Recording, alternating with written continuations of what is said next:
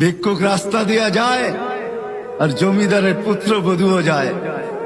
একজন সামনের থেকে আসতেছে, একজন সামনের দিকে যাইতেছে। দুইজনের ক্রসিং এর সময় ভিক্ষুকের গায়ের কাদা জমিদারের পুত্রবধূর গায়ে লেগে গেছে।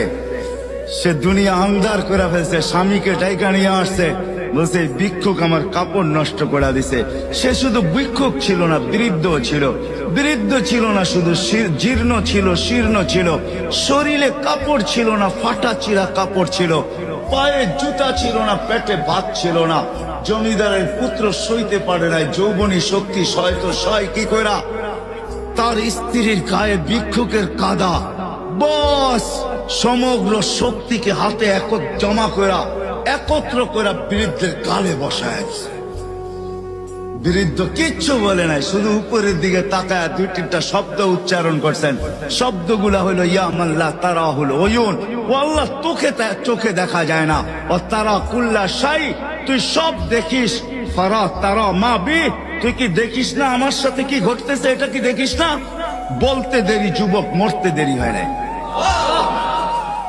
জমিদার চলে আসছে, প্রতিশোধ নিবে। বৃদ্ধের একদিকে মুস্কি হাসি, একদিকে বলতেছে প্রেমের খেলা এমনই হয়। জিজ্ঞাসা করছে কিসের প্রেমের খেলা রে? বলছে ওর প্রেমিকার গায়ে আমার কাদা লাগছে, পায়ের কাদা লাগছে, ও সইতে পারে নাই। যৌবনী শক্তি দিয়ে আমার বৃদ্ধ গালে বসায় দিছে। আমাকেও একজন ভালোবাসে, সেও সইতে পারে না,